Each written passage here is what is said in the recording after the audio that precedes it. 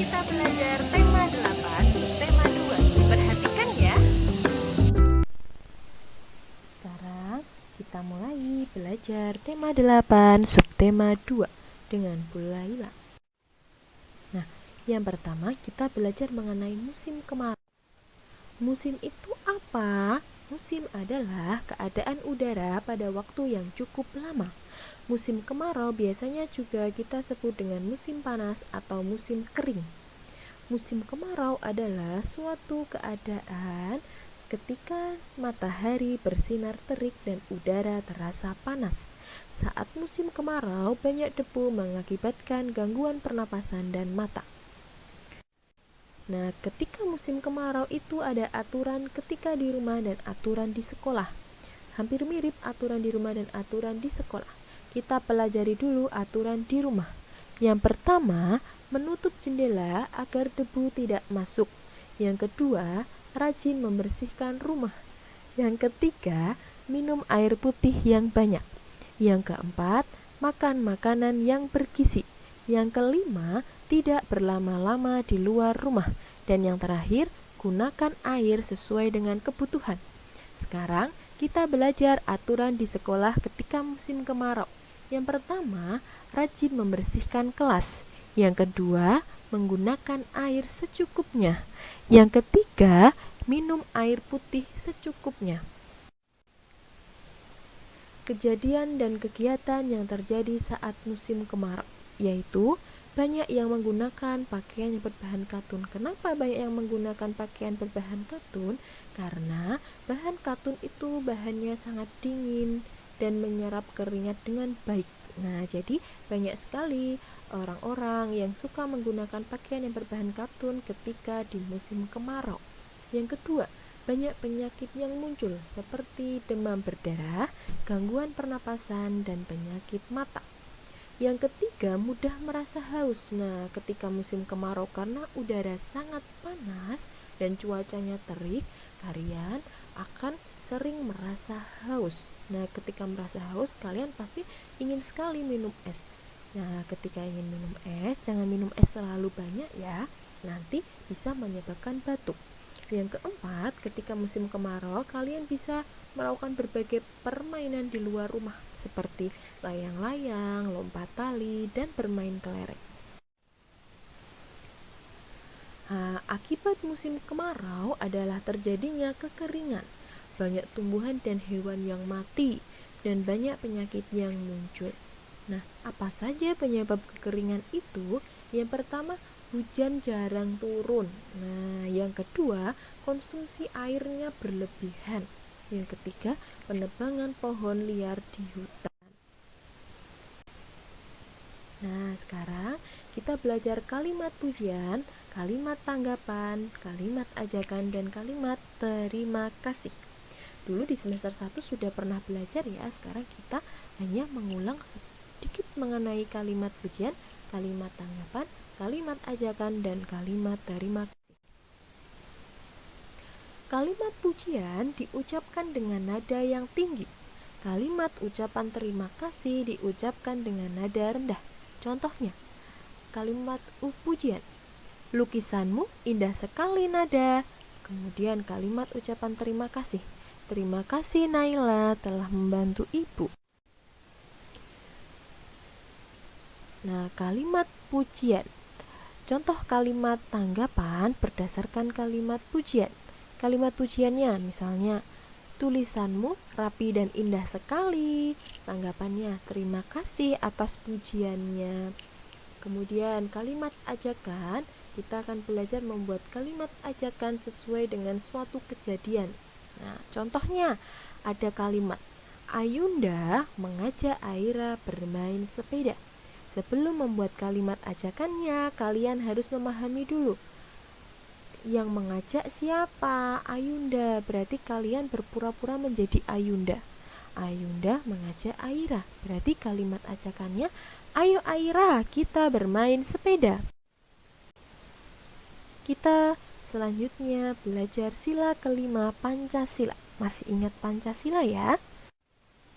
Nah, sila kelima Pancasila. Sila kelima Pancasila berbunyi, keadilan sosial bagi seluruh rakyat Indonesia. Lambangnya adalah padi dan kapas. Sikap yang sesuai dengan sila kelima Pancasila adalah: yang pertama, saling tolong-menolong; yang kedua, saling berbagi; dan yang ketiga, hidup hemat. Nah, ketika musim kemarau, pasti kalian ingin sekali melakukan olahraga yang menyegarkan tubuh. Salah satunya itu olahraga berenang. Nah, ketika berenang harus ada peralatan yang digunakan dan harus memperhatikan beberapa hal-hal ketika sebelum berenang. Nah, peralatan yang digunakan untuk berenang, yang pertama itu ada pakaian renang, yang kedua kacamata renang, kemudian pelampung dan papan seluncur. Pelampung dan papan seluncur digunakan untuk kalian yang sedang berlatih berenang. Tapi mulailah yakin, kalian anak-anak solih kelas 1 pasti sudah banyak yang pandai berenang. Nah, hal-hal yang harus diperhatikan sebelum berenang, yang pertama, kalian harus melakukan pemanasan. Kenapa harus melakukan pemanasan? Supaya badan atau tubuh terhindar dari cedera. Kemudian yang kedua, perhatikan kedalaman kolam renang. Ketika kalian masih belum bisa berenang, berenanglah di kolam yang masih dangkal supaya tidak tenggelam. Yang ketiga, kalian harus berenang dalam pengawasan orang tua. Yang keempat, jangan berlari di pinggir kolam renang supaya kalian tidak terpeleset, karena keramik bisa membuat kalian terpeleset. Dan kalian juga harus berhati-hati melihat keramiknya, apakah ada keramik yang rusak atau tidak, karena jika ada keramik yang rusak bisa membuat luka di kaki. Edukasi from TB Flow. Pembelajaran renang. Number 1. Ini adalah cara melatih pernafasan sebagai pemanasan sebelum berenang. Caranya, ambil nafas di permukaan melalui mulut dan dihembuskan melalui hidung. Lakukan sebanyak 10 kali.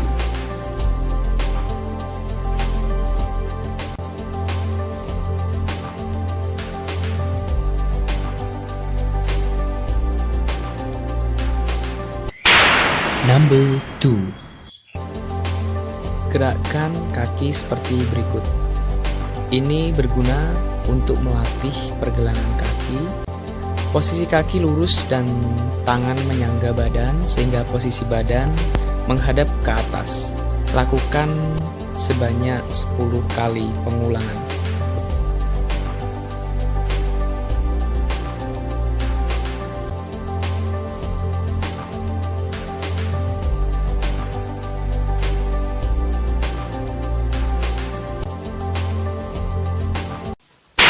Number 3. Masih sama seperti gerakan kedua, melatih pergelangan kaki, hanya saja gerakan dilakukan bersamaan oleh telapak kaki tersebut. Lakukan 10 kali pengulangan.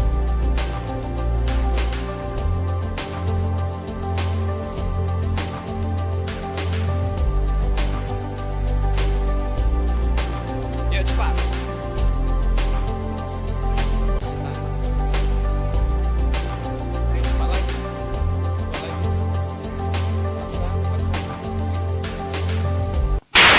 Number 4. Berikutnya, lakukan seperti gerakan berikut. Ini adalah pembentukan untuk membiasakan kaki dalam bergerak menuju renang gaya bebas. Lakukan 10 kali pengulangan.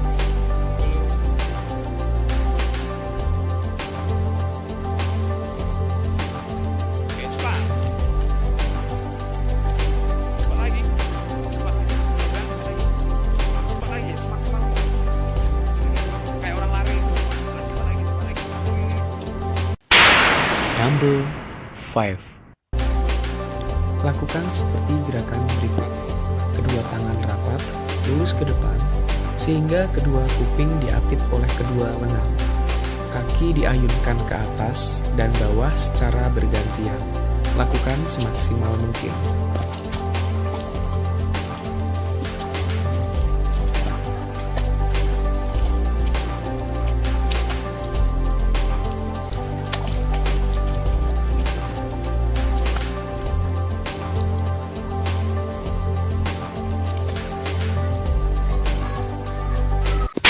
Number C. Meluncur sikap awal tangan rapat lurus ke atas diikuti salah satu kaki menyentuh dinding berguna untuk dorongan untuk peluncuran. Number 7. Meluncur diikuti dengan gerakan ayunan kaki, lakukan berulang-ulang.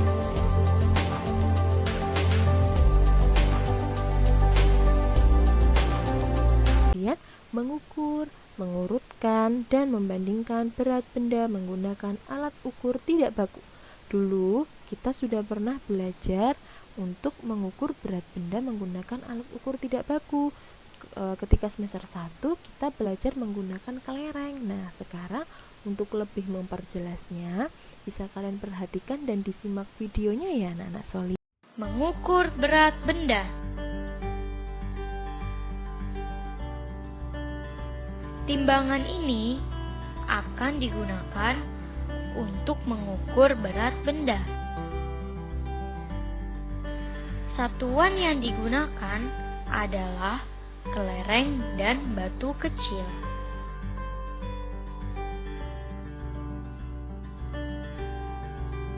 Berat penghapus ini sama dengan berat 2 kelereng. Berat boneka ini sama dengan berat 3 batu kecil. Berat apel ini sama dengan berat 5 kelereng.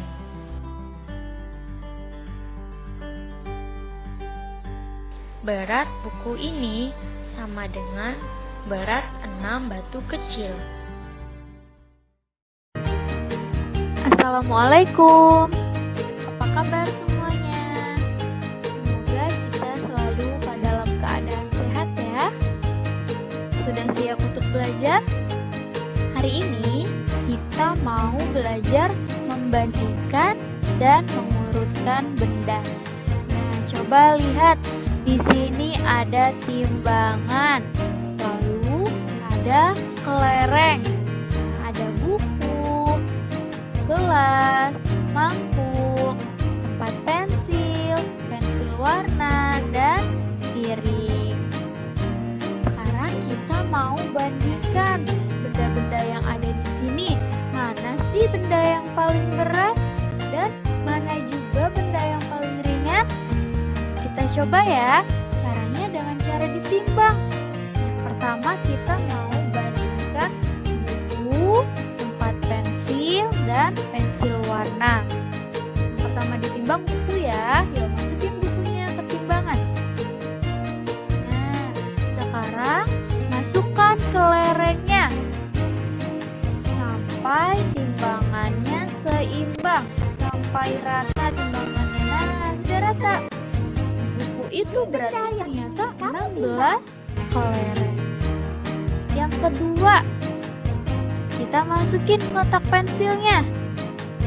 Sekarang masukkan kelerengnya sampai timbangannya seimbang. Nah, sudah. Pilih benda yang ingin kamu timbang. Oke, sekarang terakhir yang ketiga, pensil warna. Masukkan pensil warnanya. Lagi kelerengnya. Berapa ya berat pensil warna? Klik tombol timbangannya untuk mengetahui urutan benda dan tombol ulang untuk menimbang benda lagi. Nah, sekarang sudah ditimbang buku, tempat pensil, dan pensil warna. Kita lihat yuk sini di kotak-kotak ini. Buku. Ternyata buku itu beratnya adalah 16 kelereng. Tempat pensil beratnya adalah 9 kelereng. Pensil warna beratnya 15 kelereng. Nah, sekarang coba tebak benda mana yang paling berat. Benda yang berat adalah buku. Dia beratnya 16 kelereng. Kalau benda mana yang paling ringan? Yang paling ringan adalah tempat pensil. Dia beratnya 9 kelereng. Nah, coba urutkan benda dari yang paling ringan dan juga urutkan benda dari yang paling berat. Kita urutkan ya. Nah, ini urutannya. Benda yang paling ringan.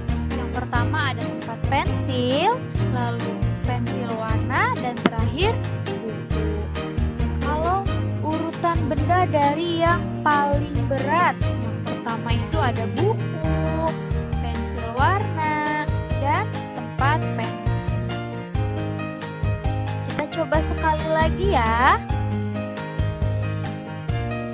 Coba sekarang kita mau bandingkan gelas, mangkuk, dan piring. Kira-kira mana ya yang paling ringan dan mana yang paling berat?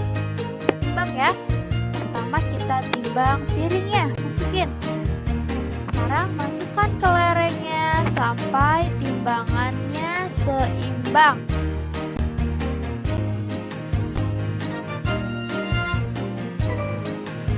Pilih benda yang ingin kamu timbang. Nah, piringnya udah selesai ditimbang. Sekarang kita timbang mangkuknya. Berapa beratnya ya kira-kira mangkuk?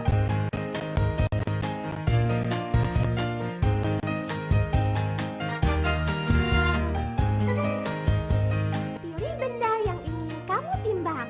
Sudah ya, tuh mangkuk sudah ditimbang. Sekarang kita timbang gelas.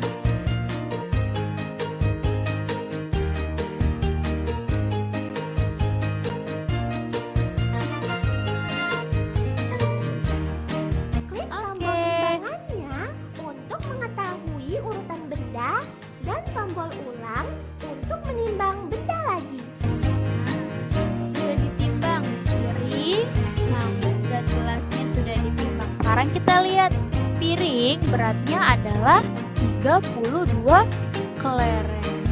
Mangkuk beratnya adalah 49 kelereng. Gelas beratnya adalah 25 kelereng. Nah, sekarang sudah ketahuan deh mana ya benda yang paling ringan.